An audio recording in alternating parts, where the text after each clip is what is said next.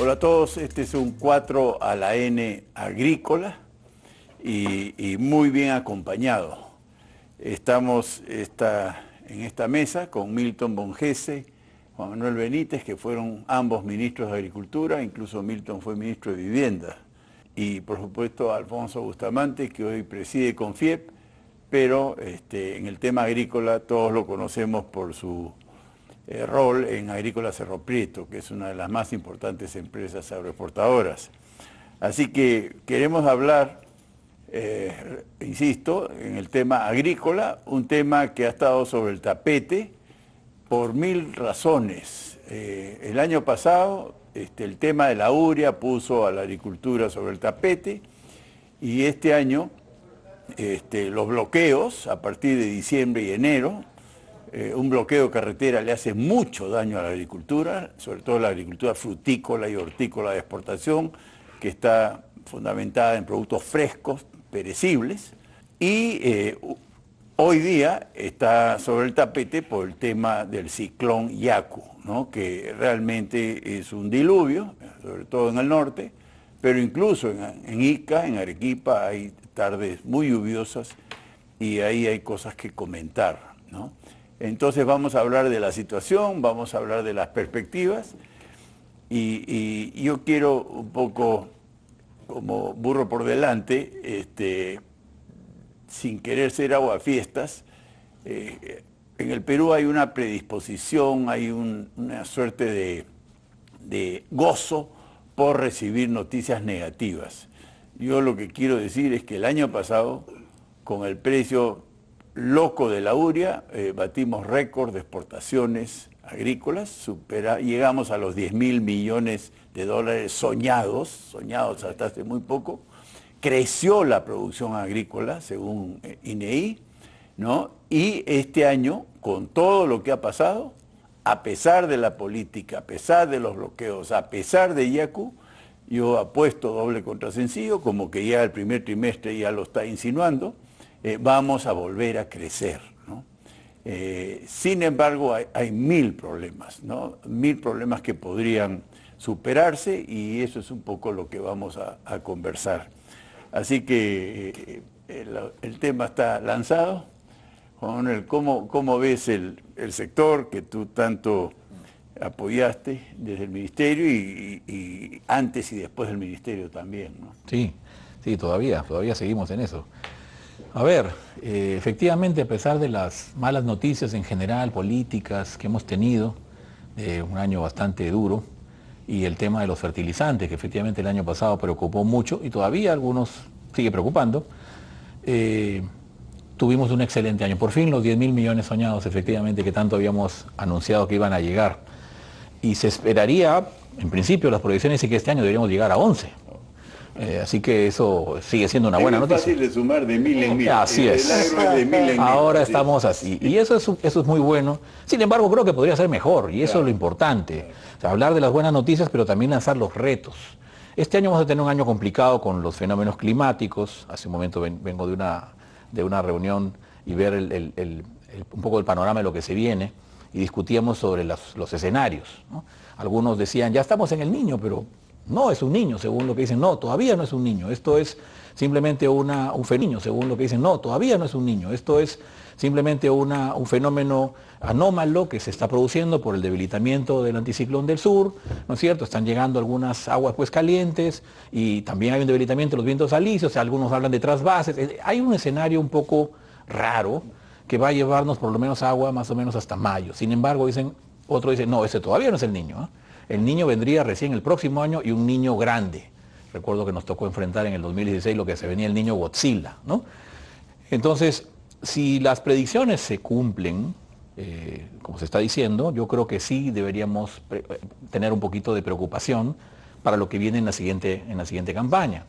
Y ahí va a ser importante para atenuar esos impactos qué es lo que vamos a hacer de aquí hasta que venga ese fenómeno. Entonces, ¿qué se va a hacer tanto en el sector privado, pero también importante en el sector público? Milton está acá y recordará el esfuerzo que se hizo en el gobierno del presidente Humala en el año 2015, cuando enfrentábamos el niño Godzilla, que le llamaron así, y preparamos un país en casi 4 meses, invertimos cerca de 3.000 millones de soles, en agricultura se gastaron más de 600 millones, limpiamos pues 3.000 kilómetros de canales, drenes, digamos, se preparó incluso también en la parte sanitaria. Entonces, ese esfuerzo yo hoy día todavía no lo veo.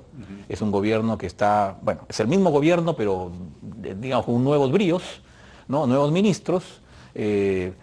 No veo todavía el liderazgo que me gustaría, pero espero que se organicen pronto y puedan enfrentar esta emergencia, pero también, como vuelvo a repetir, lo que va a ser la prevención para el siguiente niño, porque este es solo un aviso, esto es solamente un entrenamiento y duro, especialmente en las ciudades, pero lo que podría venir, si es que se cumplen los pronósticos, puede ser mucho más grave. Entonces, ahí yo creo que es importante la prevención y en ese sentido creo que hay que llamar la atención al gobierno para que nos pronto convoque al sector privado y veamos de qué manera nos vamos a preparar para un fenómeno de ese tamaño.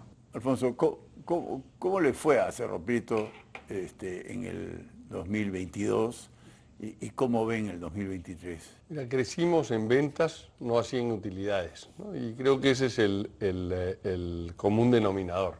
¿Qué afectó?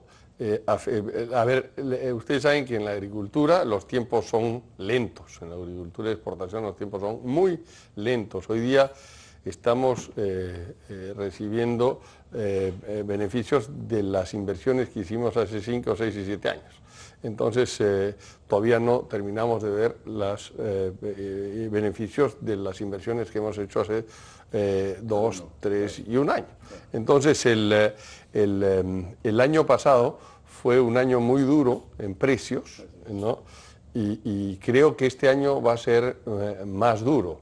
Nos toca adaptarnos. El Perú, en realidad, tiene varias cosas. La verdad, el mayor beneficio la mayor ventaja que tenemos los peruanos ha sido el gran ímpetu de los inversionistas. Creo que cualquier cosa se han dado las condiciones, pero lo que nos ha hecho llegar a estos récords es la capacidad, la resiliencia y el compromiso con el sector de los inversionistas y de los empresarios agricultores, que hemos invertido más de 50.000 millones de dólares para llegar a estas cifras. Eso es una cifra que no se habla mucho, pero eso es lo que vale, eso es lo que vale.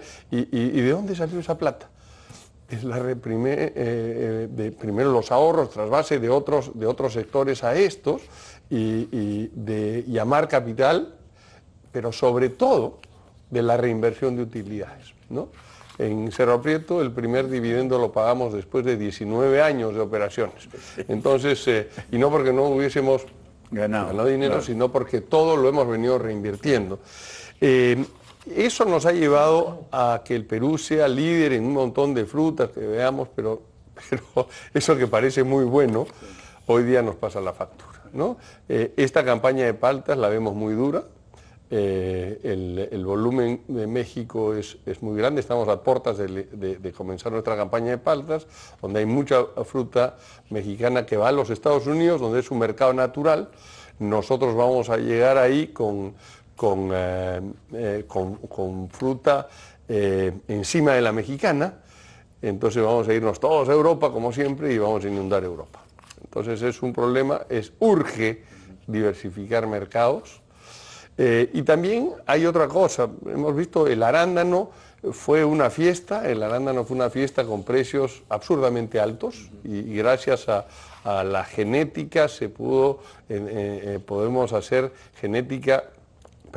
arándanos con 0 horas de frío, ¿no?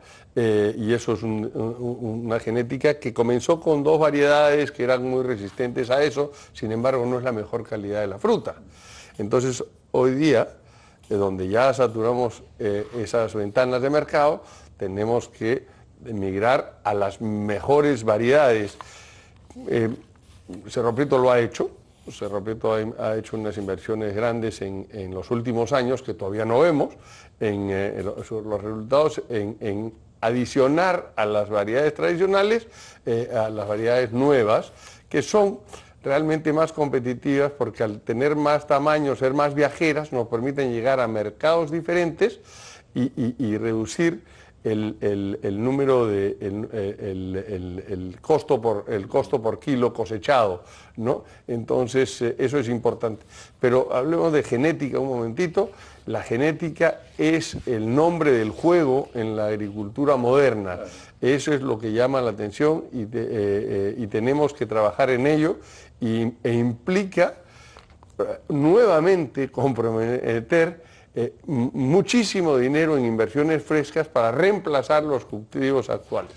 Y por último, hemos logrado salirnos de esa ventana que era muy buena en años anteriores en el arándano, que era de septiembre, octubre a noviembre y diciembre, donde nadie más en el mundo hacía arándanos y por esto gozábamos de buenos precios.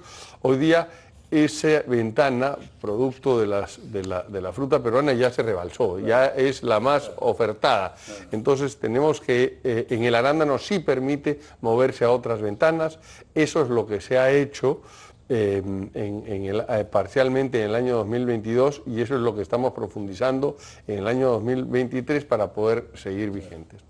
Milton, escuchando a Alfonso, ¿cómo hacer ver a los políticos, a los académicos, a los periodistas, a los opinólogos, a los críticos del sector, que en el agro se puede perder dinero financieramente, empresarialmente, pero el país gana mucho, ¿no? Porque los salarios se pagan, incluso siguen subiendo los salarios, eso también está ocurriendo, pero hay esta impresión absolutamente equivocada de que es una mina de oro, y ojo, en oro también se puede perder plata, ¿no? Pero mina de oro en el sentido que se entiende, ¿no? Que se gana mucho dinero en el agro, siempre se gana dinero, pero el 2022, efectivamente, no lo dije en la introducción, fue un año de costos brutalmente altos y de precios brutalmente bajos. El año 2022 la agricultura creció y lo hemos celebrado. Sin embargo, crecieron las pérdidas también, ¿no? Y los que ganaron fueron los trabajadores, los proveedores, los clientes que tuvieron los servicios de la agricultura, que es pues alimento de muy buena calidad. Pero ¿cómo explicar que también se pierde dinero en el sector y hay que tratar bien a las inversiones agrícolas, ¿no? Sí, mira, solamente antes de contestarte la pregunta, mencionar que hubo también otro shock muy importante el año pasado, que fue la sequía, ¿no? Entre mayo y octubre, y se afectaron varios cultivos, se afectó la papa de la sierra, se retrasaron mucho las siembras, la quinoa, en fin. Bueno, ya los embalses recuperaron su nivel, pero si no hubiera habido este Yaku, probablemente este año hubiera sido un año un poco seco por esa falta de agua. Creo que hay varios temas.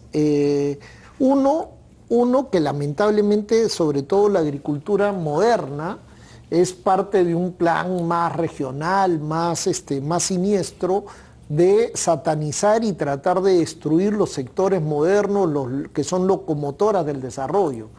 Recuerda que en la última década la minería sufrió un ataque inmisericordia de todos antiprogreso, estos grupos de izquierda radical, incluso una primera ministra del gobierno de Castillo fue y anunció que contra toda la seguridad jurídica del país iba a cerrar minas. Luego vino la agricultura, cuando también estos intelectuales de izquierda que promueven el odio entre peruanos malinformaban sobre estos supuestos beneficios de la agricultura, como si fuera un subsidio, sí. Cuando nunca fue así. Mira, acá déjame hacer un paréntesis. Yo trabajaba en el Ministerio de Economía cuando se crea la ley agrícola, y en esa época el objetivo desde el Ministerio de Economía era, oye, ojalá que algún día lleguemos a los $1.000 millones de exportaciones, ¿no? Y era claramente también un mandato constitucional. El único sector que es protegido y que la Constitución dice que debe tener un tratamiento preferencial es la agricultura. Entonces, ha habido todo este ataque despiadado contra la agricultura y también contra el turismo, que si te das cuenta son los tres sectores que más dinamismo tienen y que generan muchas divisas para el país. Entonces, creo que también en el Perú, y hay una crítica también al sector empresarial, que no sabe cacarear cuando pone huevos. Le hemos dejado mucho la cancha libre a la izquierda, con sus rollos de odio, con sus rollos de, oye, hay que destruir al exitoso, y no estamos destacando todos los beneficios que genera esta agricultura moderna, no solamente en términos de empleo, no solamente en términos de empleo, sino también en términos de mayor dinamismo exportador, encadenamientos hacia atrás, hacia adelante. El otro día hablábamos con Alfonso sobre que en estas comunidades altoandinas que generan mano de obra temporal para los predios de la costa, cuando regresan a sus predios en los tiempos de descanso, aplican este conocimiento que obtuvieron abajo y entonces empiezan a aumentar los rendimientos, las variedades y mayor ingreso. Y cuando comparas los ingresos de estas comunidades, de los hogares de estas comunidades muy pobres, que generan mano de obra para los predios de abajo, y las comparas con las que no generan mano de obra, la productividad ha subido muchísimo en esto. Entonces hay que, creo que también comunicar, mostrar los beneficios de estos sectores, ¿no? Efectivamente. Ahora, sigo pensando que hay mensajes que nunca van a llegar a aquellos que no quieran entender, ¿no? Y hay una cosa ideológica, sí, y la agricultura es mala. La agricultura empresarial es mala porque es mala, ¿no? No se entienden razones, no se entienden argumentos. Hay muchos personas, profesionales muy calificados que dicen falsedades respecto del sector, ¿no? Y que son enemigos de la pequeña agricultura familiar, sí, como si fueran antagónicos, sí, sí, como que yo te quito la tierra al pequeño, cuando en realidad la agricultura moderna se ha hecho en el desierto, o sea que son falsedades enormes. Enormes, ¿no? Terribles. Juan Manuel, nos quedan un par de minutos para la primera ronda. El agua, pues, ¿no? El agua es vida en la agricultura, eso es algo que todos los que estamos en el sector lo sabemos. ¿Por qué perdemos tanta agua dulce en el mar todos los años? Con sequía o sin sequía, el río Ica, ¿no? Mi tierra, donde se dice que hay escasez de agua, sí o sí todos los años bota agua dulce al mar, ¿no? En vez de retenerla en reservorios. Cuéntanos lo que se hizo en tu gestión. Sí, para afianzamientos y demás. Es una locura en realidad, ¿no? Porque tenemos una gran cantidad de tierra que podría ser aprovechada, pero el recurso hídrico en la costa pues es escaso. Y por lo tanto lo que queremos hacer es, pues justamente cuando tengamos abundancia. Estacional, ¿no? Sí. Porque es abundante, por ejemplo, en exactamente, días, claro. En los momentos en que tenemos abundancia hay que guardarlo para usarlo cuando no tenemos el recurso hídrico disponible, y por eso es que no es de ninguna manera aceptable el enorme retraso de Majes y ahora la complicación que ha tenido Chavi Mochi. Es una locura, proyectos listos, ya encaminados y que simplemente por trabas burocráticas, y hay que decirlo con todas sus letras, por temores en el gobierno, que no han sabido tomar decisiones, no solo los anteriores también, no han sabido tomar la decisión correcta. Si uno tiene el camino claro y si uno tiene la ley de su parte, tomas la decisión, no hay que asustarse. El hecho que mañana venga un informe de Contraloría, si tú estás en la ley, no tienes por qué tener temor. Sin embargo, no se han tomado las decisiones que se han debido tomar. Nos están faltando reservorios, no solamente en la costa, incluso en la sierra, que tenemos también valles interandinos preciosos que, como comentaba hace un momento Alfonso, se pueden aprovechar en contraventana para poder aumentar nuestra oferta exportadora. Tampoco se están pudiendo lograr porque tenemos agua, pero de nuevo, en secano, no tenemos capacidad de almacenamiento o de alguna manera también de conducción, entonces tenemos mucha agua en poco tiempo y sequías muy largas también se están presentando en la sierra.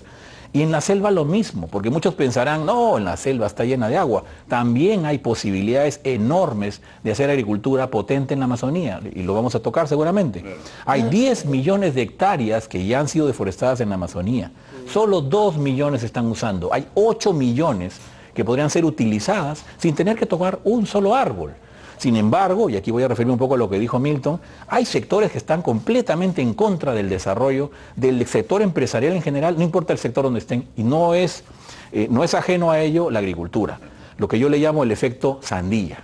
Se visten de verde por fuera, pero siguen siendo rojos por dentro, y están atacando ahora desde la línea de las certificaciones ambientales, están atacando a la agricultura, complicando realmente las certificaciones, con una UEFA que persigue todos los días a las empresas grandes, a las formales. O sea, lo mismo que se hizo, el mismo libreto en la minería, ahora está yendo sobre la agricultura. Y es un tema que deberíamos tocar también, espero en la siguiente ronda un poquito más, porque creo que hay que hablar sobre lo que se viene. El reglamento de gestión ambiental del sector agrario y riego es una espada de Damocles sobre el cuello de la agricultura en este momento.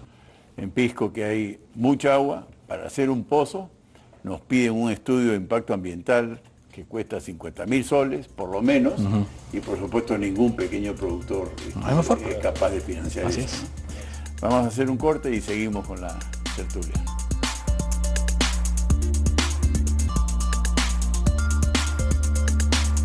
Alfonso, bueno, hemos estado hablando. Cuéntanos tu experiencia, que nos las has contado, cómo la empresa costeña, exportadora de frutas, exitosa, quiso extender a la sierra y a la selva alta, en el caso de ustedes, esta agricultura de excelencia y los problemas que tuvieron. Voy a comenzar entonces diciendo por qué. En la costa peruana nosotros podemos hacer una gran cantidad de productos y son los que todos conocen, los ganadores.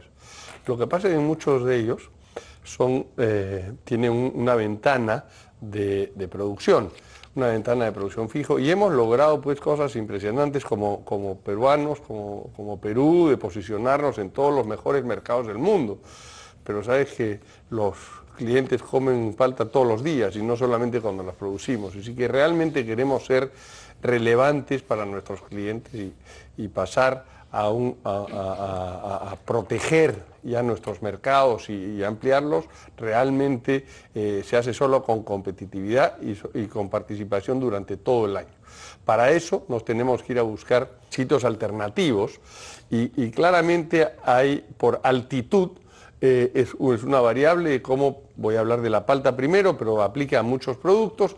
Estos, dependiendo de la altura, la ventana se va corriendo para un lado o para el otro. Entonces tenemos que buscar la sierra, tenemos que buscar la ceja de selva o la selva que hay grandes productos. Nos fuimos nosotros a Bagua, donde teníamos un pequeñito campo experimental, porque había habido una irrigación antes ahí que quedó destrozada, una pequeña irrigación que quedó destrozada por un fenómeno climático y nunca se ha repuesto.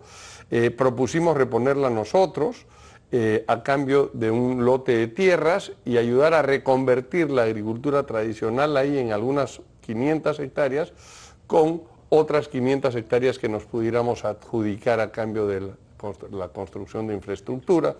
Y el compromiso además era poner una empacadora, ya que eso es el motor del desarrollo de la integración de los pequeños. Entonces, de la pequeña agricultura.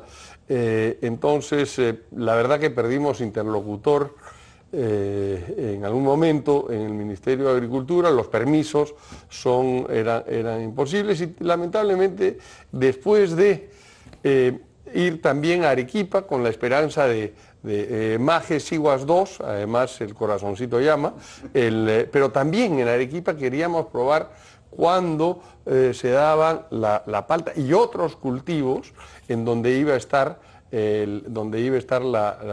o estará algún día la irrigación de Maje Siguas 2. Al frente de esta hay una pequeña irrigación que se llama Santa Rita de Siguas. En Santa Rita alquilamos 30 hectáreas, ¿no? Ahí tiene un esquema de una acción de agua, bien interesante cómo funciona eso.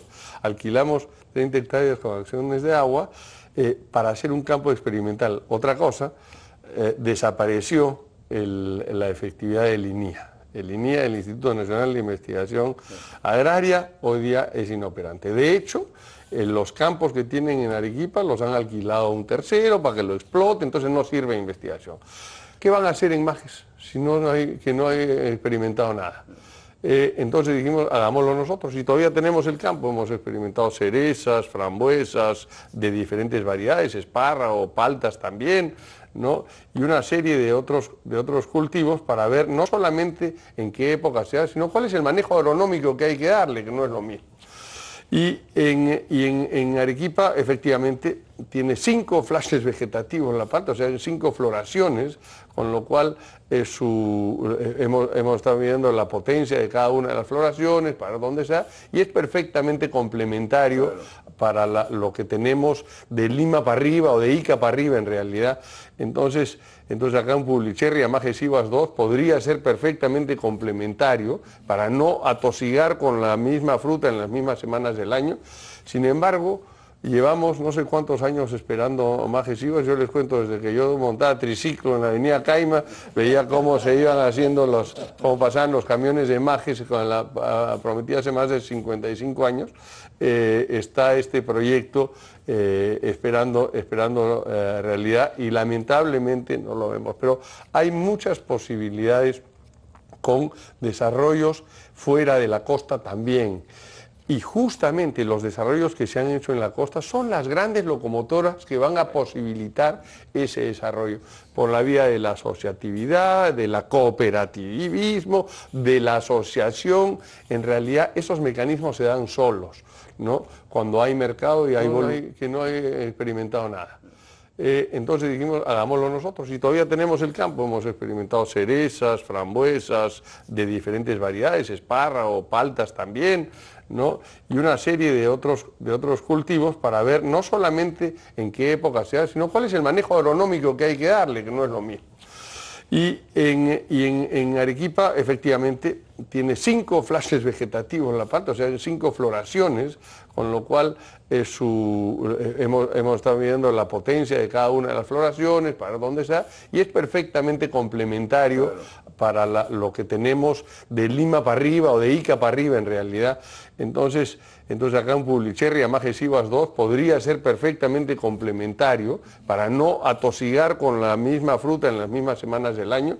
Sin embargo, llevamos no sé cuántos años esperando Amaje Sivas. Yo les cuento, desde que yo montaba triciclo en la avenida Caima, veía cómo se iban haciendo cómo pasaban los camiones de Majes con la prometida hace más de 55 años. Está este proyecto esperando realidad, y lamentablemente no lo vemos, pero hay muchas posibilidades con desarrollos fuera de la costa también. Y justamente los desarrollos que se han hecho en la costa son las grandes locomotoras que van a posibilitar ese desarrollo, por la vía de la asociatividad, del cooperativismo, de la asociación. En realidad esos mecanismos se dan solos, ¿no? Cuando hay mercado y hay voluntad y están las posibilidades. Lo más importante es que hemos abierto mercados, y esos mercados necesitan más frutas. Oye, quiero hablar un ratito de la prevención, que se me escapó la vez pasada.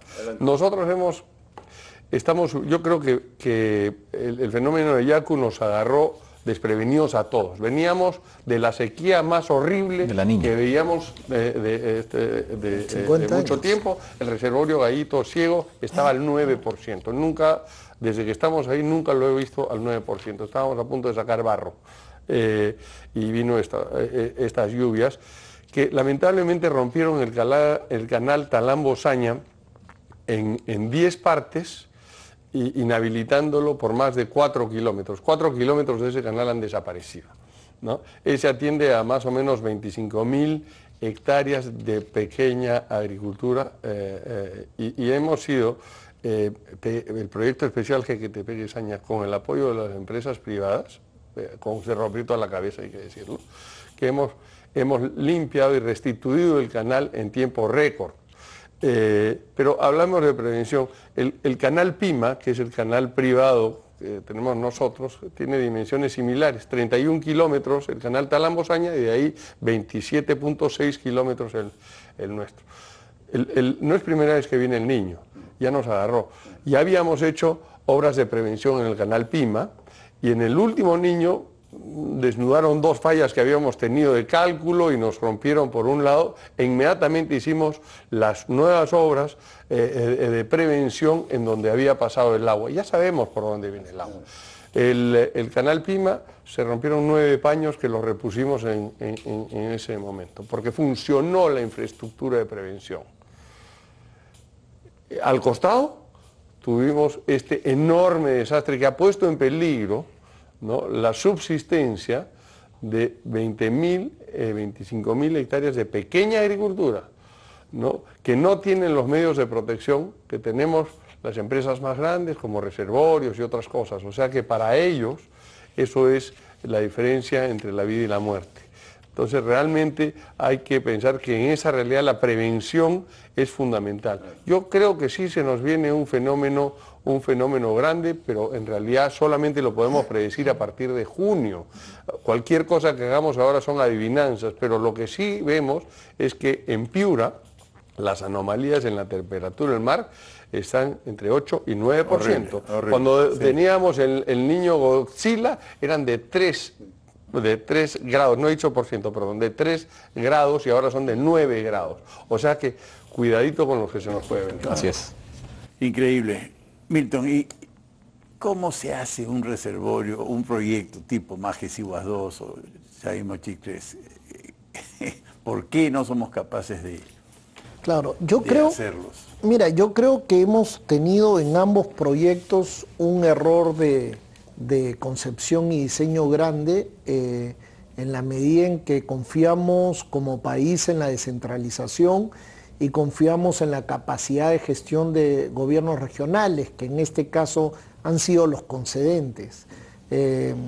Tanto en Chavimochic como en Majes-Iguas 2, el concedente ha sido tanto el gobierno regional de La Libertad como el gobierno regional de Arequipa, con funcionarios a cargo de estos proyectos especiales, concedente y el interlocutor válido con el concesionario, que no tenían las capacidades mínimas y que ni siquiera creían en la agricultura moderna.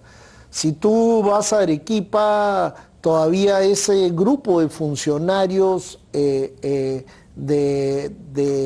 proyecto especial en gobierno regional cree en la agricultura de jardincitos, hay muchos interés pequeñito, cada uno quiere tener su pequeña parcela de 5 hectáreas, quieren repartirlas, así como fue Majes 1, que era por sorteo y que repartía parcelitas de 5 hectáreas, y no se dan cuenta de que este tipo de proyectos en realidad requieren capital, escala, modernidad, tecnología, etc.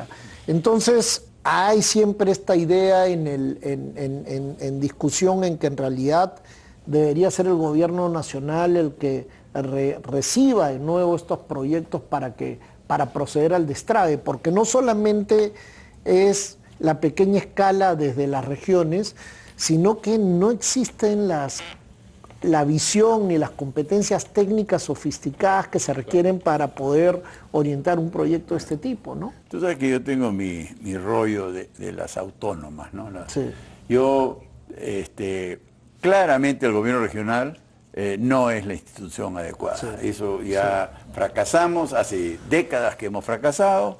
La corrupción, la inoperancia, ya no insistamos, digo yo, ¿no? No insistamos.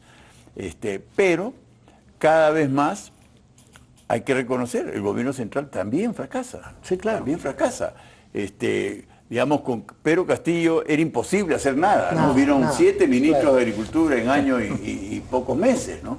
Entonces tampoco es solución. No hubo ninguno.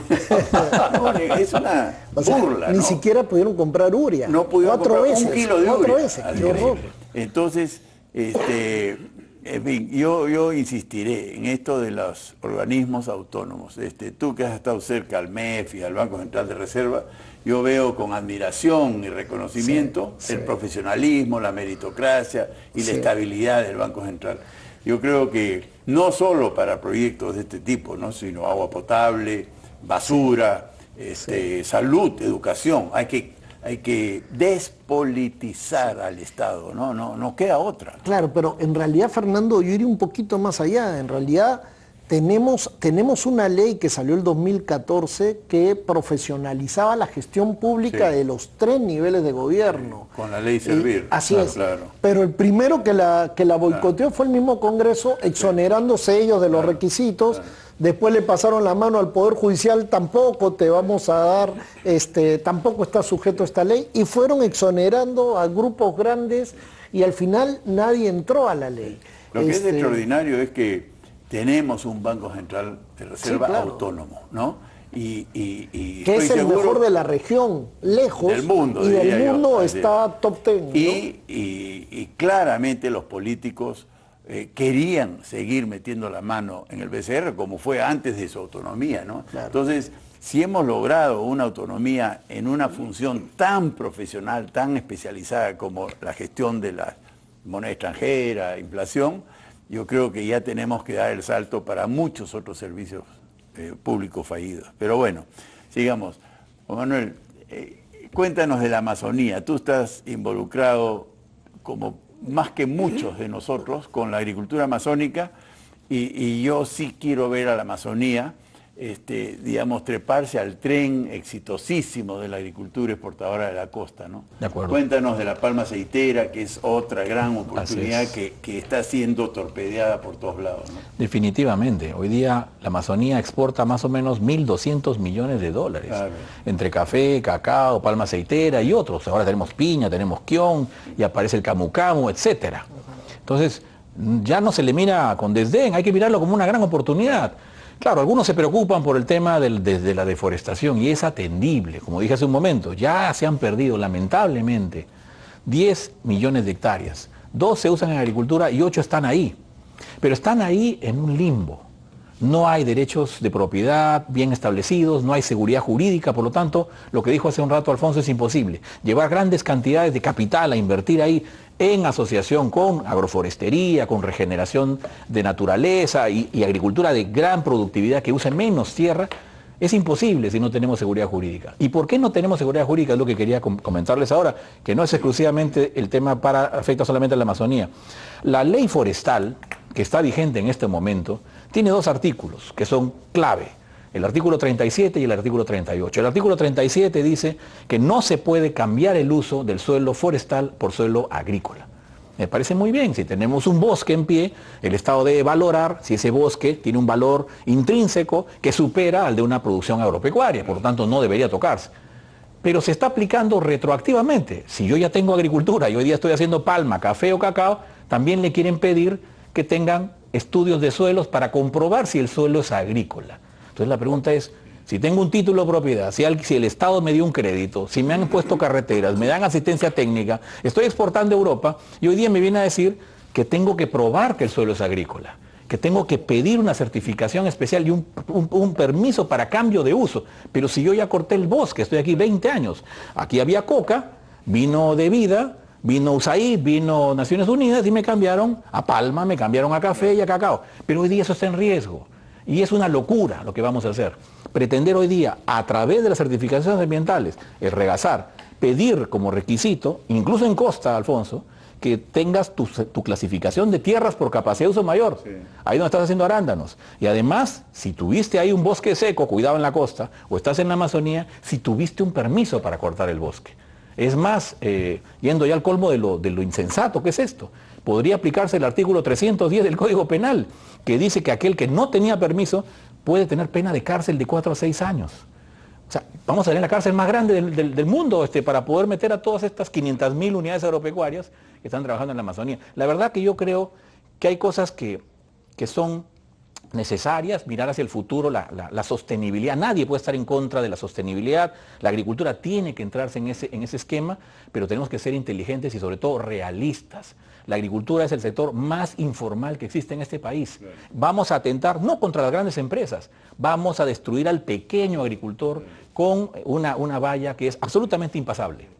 A mí me da mucho gusto ver cómo han crecido las exportaciones de aceite de palma este año 2022. Así es. Pero estábamos hablando de cientos de millones, 200 millones de dólares. Así es.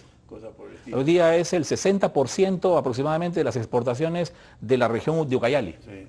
Solamente por hablar de una ¿Y a región. dónde se exporta el aceite de palma? Se exporta a Estados Unidos y a Europa principalmente. Y además, ojo, somos deficitarios en aceite. O sea, ni siquiera tendríamos que exportarlo. En el Perú nos está faltando el 40% del aceite que consumimos. Y es un aceite que usa menos tierra que, por ejemplo, el gran productor de girasol, que es Ucrania. Hoy día los precios están, bueno, no tan buenos como el año pasado, pero están buenos, porque a raíz de la guerra, hoy día tenemos una gran posibilidad de colocar nuestro aceite en un mercado con mejores precios. Pero estamos cegados con el tema de la fobia que le tienen a cultivos, como por ejemplo la palma aceitera. Creo que hay un error muy grande porque es uno de los pocos cultivos que tiene una alta posibilidad de generación de ingresos de pequeños productores. Pero Juan Manuel, permítame que te interrumpa y me meta en esto, pero incluso a cultivos autóctonos como el cacao, que es de origen amazónica, estos grupos que tratan de no hagas agricultura, van contra el sembrío de cacao porque dicen que es un cultivo que está complicando la biodiversidad, lo cual es además una locura, ¿no? Impresionante. La gente que pide esta sobreregulación y que hace regulación, en realidad no le interesa en el medio ambiente, al contrario, lo que le interesa más bien es que se mantengan en ese estado donde pueda reinar el caos y no el orden. En el momento que tú tienes una agricultura formal, en el momento que tienes una forestería normal, toda la selva amazónica debería estar concesionada, toda. Sí. Es la mejor forma de proteger a la Amazonía. Entonces, ¿por qué? Ahí sí tienes un responsable, tienes un supervisado, ¿no? Tienes un administrador. En cambio, si no hay nada, entonces el narcotráfico reina, la tala ilegal reina, la agricultura ilegal o informal reina, ¿no? Entonces, la sobreregulación tiene otro interés. Otro interés. Además de corrupción. La sobreregulación es un espacio muy rico para la gente que está metida en tratar de hacerse de ingresos de manera indebida. Y mira lo que ha pasado durante el gobierno de Pedro Castillo, que vale la pena ponerlo, ¿no? Por un lado, persigues a la agricultura formal, a esa que te permitió ganar importantes batallas al narcotráfico, pero por otro lado, eliminaste la política de erradicación forzosa de hoja de coca en ceja de selva. La eliminaste y pasaste a hacer erradicación voluntaria, con lo cual no se erradicó una sola hectárea de hoja de coca, ¿no? Entonces, o le jugamos bien a la legalidad y a la competitividad y al progreso, o nos hacemos los locos y le dejamos la cancha libre al narcotráfico. Pero lo que más me preocupa es la inacción. Sí. Porque esto que acabo de decir se viene diciendo desde hace un tiempo atrás. En el Congreso hay una norma que se está debatiendo, que ha quedado en este momento ahí en debate, todavía está en la agenda, que a algunos no les gusta, hay sectores de ambientalistas, especialmente del gobierno ahora también, que se oponen a la norma tal como está. Ok, probablemente tenga sus problemas y haya que mejorar esa norma, pero si no te gusta esa norma, propongo una alternativa. Yo no veo al gobierno proponiendo una alternativa. Para terminar esta parte, porque es importante que sepan los que nos están escuchando, se acaba de aprobar el reglamento de importación cero deforestación en Europa. Ese reglamento va a obligar a dos cosas: no deforestar a partir del 1 de enero del año 2021 y segundo, cumplir plenamente con la legislación nacional. Si esos cafetaleros, cacaoteros, palmeros o hasta los que venden arándanos y están asentados probablemente en un bosque seco, si no cumplen con la ley nacional, es decir, si están asentados en suelos forestales, no van a exportar un grano, una sola fruta a Europa. ¿Y eso se va a aplicar cuándo? Probablemente a finales del año 2024. Atroz. Vamos a hacer La verdad que estoy gozando con esta conversación muy, muy interesante, muy relevante también. Pero se habla mucho de que nos estamos yendo a otros países. Yo comparto plenamente la búsqueda de continuidad en la oferta, ¿no? Y un solo punto en el país no produce los 12 meses del año. Entonces, sé que varios, y Cerro Prieto es uno de ellos, se han ido, bueno, ya acabo de enterarme que quisieron ir a Bagua y no pudieron, ¿no? Y la tramitología y los problemas peruanos, o sea, Desde Perú hemos expulsado a un inversionista para complementar la... Arequipa también. Arequipa es experto en expulsar inversiones en agricultura y en minería, como lo hemos visto en Tía María. Pero cuéntanos de Colombia, ¿cómo han sido acogidos en Colombia? ¿Cómo responde el campo colombiano para complementar la ventana de palta en este caso, el Cerro Prieto? No, la demanda por la palta es la que ha hecho a otros orígenes comenzar a explorar las posibilidades del cultivo, ¿no? Y Colombia no ha sido la excepción. Entonces, empresas colombianas comenzaron a probar y a sembrar la palta Hass, que es la que se exporta. El 95% del mercado mundial de palta es Hass, ¿no? Y comenzaron a hacer este tipo de cultivos, al principio con un poco de dificultad. Colombia tiene, la cordillera de los Andes llega a Colombia y se divide en 3, entonces la geografía es súper compleja, ¿no? Entonces, y tienen como ceja de selva, el clima ceja de selva en todos los valles interandinos. Entonces, se parece mucho a nuestra ceja de selva. El cultivo funciona de manera diferente de lo que hemos amaestrado el cultivo acá en el Perú. Recordemos que el origen de la palta no es de desierto, la palta es tropical, ¿no? Guatemalteca, y entonces ahí se siente más cómoda. Hay retos de infraestructura por ello, pero me quedé con una grata sorpresa cuando estábamos buscando terrenos. Nos decían, bueno, por acá no se preocupe usted, el camino está muy mal, pero va a venir acá un túnel que nos va de 4 vías, que nos va a cortar 2 horas, nos va a acercar 2 horas al puerto, después va a venir una supercarretera, ahora viene un tren, hay un plan nacional de infraestructura que va a quedarse, y yo con la experiencia que tenemos acá, llegará pues para mis nietos.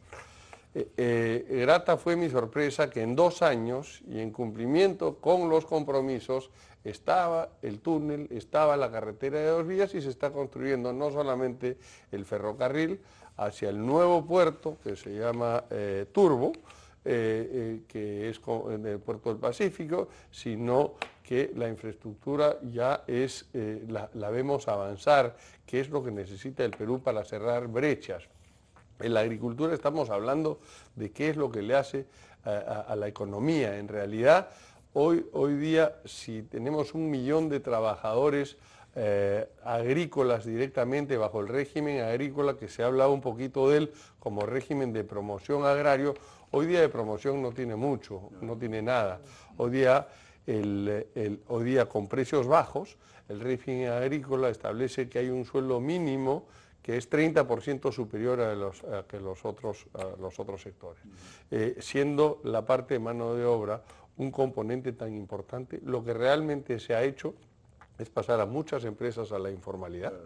Y otra cosa, nos ha quitado manejo de la retribución a la meritocracia, ¿no? Por los bonos de productividad a los trabajadores. Lo ganan todos. Eso es muy importante porque en escenario de precios bajos de menores ingresos, ¿no? Ese premio es más difícil de conseguir, ¿no? Y eso nos aleja más a las empresas grandes de las empresas pequeñas, lamentablemente, o medianas, lo cual es realmente una tragedia.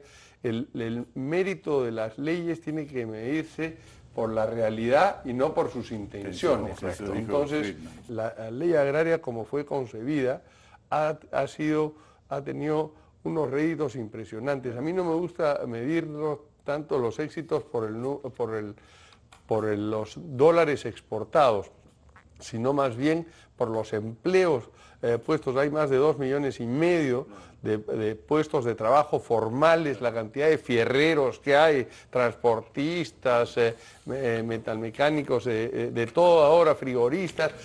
Es realmente una multiplicación. Catering, alimentos, alimentos, hospitality en general, ¿no? Construcción, porque esto, y los márgenes, si hemos exportado 10.000 millones de dólares, los márgenes en la agricultura, los márgenes netos, no deben superar el 10%, escasamente si es que hay. Quiere decir que 9.000 millones Todo de ahí dólares se ha quedado. se está, por lo menos 9.000 millones se están quedando en las regiones. Se están quedando, ¿en dónde? En mujeres, hombres, ¿no? De trabajo. Claro, proveedores locales. Todos. Una Entonces, maravilla. eso es, el impacto que tiene eso en la economía es brutal. Hablando, Milton, de buenas leyes, que no son muchas las que hay en el Perú, pero no recordaba, tú estuviste en el MEF cuando se promulgó la Ley de Promoción Agraria. Y yo en agricultura cuando hice el reglamento. No te puedo creer. Así Bueno, es. Sí, entonces me tienen que contar cómo lo hicieron, porque qué difícil es producir buenas leyes en el Perú y qué frustrante. Yo he criticado mucho a Sagasti, que ustedes saben, hay una cierta afinidad conmigo porque es de la UNI y él es también de Wharton, como yo, pero él es PhD, él es mucho más, pero derogó la Ley de Promoción Agraria. Sí. O sea, a mí me parece que el responsable de la derogatoria de una super ley que generó tanto bienestar social, bueno, es un mal político, una mala autoridad. Entonces, cuéntame la parte bonita, cómo el Perú logró, así como diseñar y poner en operación un BCR autónomo extraordinario, cómo se logró promulgar una super ley. Mira, Lamentablemente está derogada, pero ¿cómo lo hicieron? yo creo que el conocimiento que había en ese momento era claro que el potencial de la costa, sobre todo de la costa, para generar esa agricultura moderna de exportación que hoy día es una realidad, necesitaba algún tipo de ayuda para que se materialice eso. Y tenía, por otro lado, esta inercia en que la agricultura era mayoritariamente informal. Si tú veías la recaudación de lo que se recaudaba, lo que recaudaba la SUNAT del sector agrícola era 0.000. Entonces, en ese momento, claro, agricultura fue el más firme impulsor de esta ley, pero el MEF, curiosamente, lo que la posición dentro del MEF, y ahí Fritz Dubois jugó un papel importantísimo, un tipo brillante que el Perú echa de menos hoy, ¿no? Por cómo aportaría un Fritz hoy día en este país. Pero se dijo, oye, mejor es recaudar 15 que 0. Claro. Porque el hecho de seguir teniendo una estructura de impuesto a la renta de 30% era que no entrara nadie. Había que dar ese impulso y esa estabilidad a 20 años.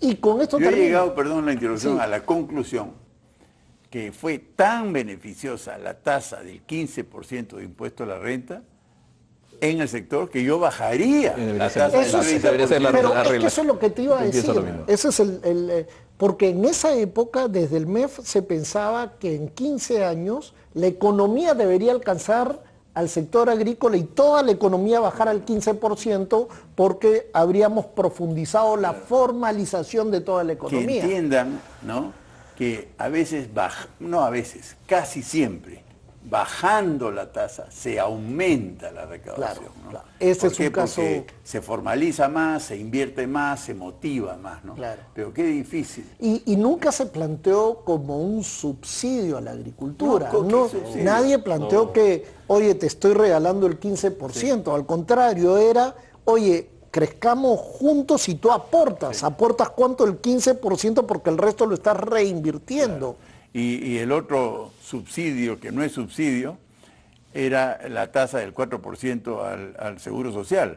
No usan los trabajadores del agro, no usan el Seguro Social porque muchos en Ica por lo menos son migrantes de la sierra y sacar una cita en salud es pues 3 meses. Ellos van y vienen, regresan. No hay los espacios.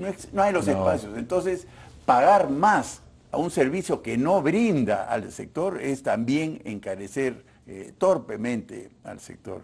Pero yo no sabía, Juan Manuel, que tú habías visto el tema del reglamento. Bueno, claro. cuéntanos también, Me tocó a porque mí, se las debemos. Hemos yo era- traído a las dos personas que hicieron la super ley de promoción agraria. Bueno, la ley en realidad la arranca José Klimper, ¿no? Claro, Recordemos claro. eso, no hay que dejarlo de lado. Pues, Claro, también. en esa época. Y luego yo heredo, digamos, Pero la tarea... mira, perdón la mezquindad, ¿no? Sí. De los críticos, Sí. la ley Klimper. Ah, sí.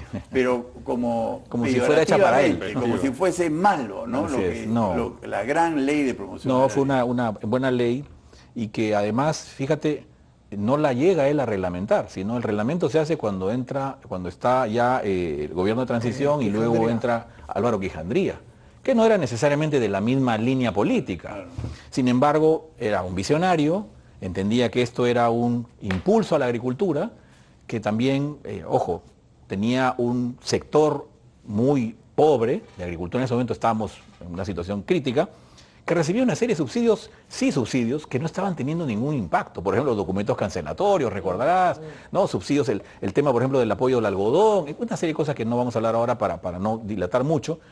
Entonces, a contraparte decía, pero no vemos resultados. ¿Dónde hay que aportar? ¿Dónde hay que apostar? Apostemos en la agroexportación. Y lo interesante que también mencionó Milton hace un rato es, no en los valles tradicionales, no quitándole tierra a lo que ya había sido la consolidación de la reforma agraria, no. Donde no hay agricultura, en los eriazos, en los desiertos. Pongamos en valor esto que había sido por años una gran inversión en infraestructura de riego, vamos a poner en valor eso. Y se hizo de manera correcta, se dio la posibilidad de que se invirtiera.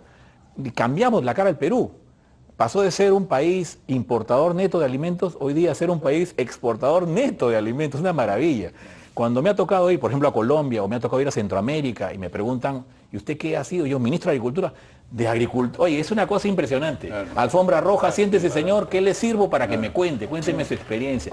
Qué bonito que afuera reconozcan, lamentablemente aquí no, afuera lo reconocen, porque el efecto está ahí. Y como dices, no solamente grandes empresas, hay muchas exportadoras que no son grandes, son medianas, son pequeñas, y sobre todo una cosa que nunca se dice lo suficiente, que es la locomotora que viene jalando otros vagones.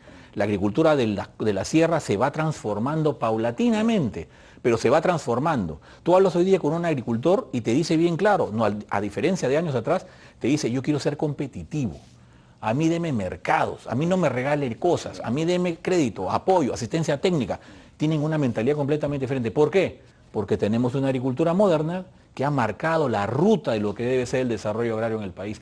Y eso gracias a esta norma, que yo creo que se quedó corta. Yo creo que debería repensarse, porque no está completa la tarea. No hemos visto todavía más que la punta del iceberg. Si nosotros ahora nos concentramos en impulsar Amazonía, en impulsar los Andes, con esta mecánica que tiene de empresas que pueden ir a eslabonar, digamos, estos pequeños productores, yo creo que tenemos para 2 veces lo que tenemos hoy. 20.000 millones no sería un sueño imposible. Hoy, bueno, hemos tenido una tertulia muy entretenida, muy importante. Se ve que conocen del tema. Yo sí quiero, aparte de agradecerles, ¿no?, terminar diciendo que la sierra y la selva necesita lo que tiene la costa y no tiene la selva, ¿no?, que es agua todo el año. ¿Y por qué tenemos en la costa agua todo el año? Los agroexportadores. Modestia aparte, yo soy uno de ellos y por supuesto Cerro Prieto es un portento, es porque tenemos agua todo el año, ¿no? Esta agricultura es de riego semanal, Así es. de poco volumen, pero muy frecuente, ¿no? Y eso es lo que merecen nuestros compatriotas de la sierra y de la selva. Absolutamente. El café multiplicaría su productividad si tuviese riego tecnificado como tenemos en la costa, y eso es un desafío, ¿no? Y caminos, ¿no? Ellos no tienen caminos. Y cierro diciendo, para destruir el otro mito, ¿no?, que Ica es de los chilenos. Qué cosa tan estúpida, ¿no? Absolutamente. El agro peruano es el sector más peruano de todos los sectores, ¿no? Así es. Inversión extranjera y bienvenida sea. por supuesto. Tenemos mucho en minería, mucho en telefonía, mucho en banca. En agro muy poco comparado con los demás sectores. Así que por favor déjense de estupideces. El agro peruano es súper peruano y bienvenido a los extranjeros, pero quería nomás aclarar. Mil gracias por Y esta arequipeños. tertulia. Y, Los arequipeños son la excepción. Los arequipeños son la excepción. los arequipeños, Somos bueno, hay que ser tolerantes, hay que ser tolerantes. Muchas gracias. Muchas gracias. Gracias, gracias.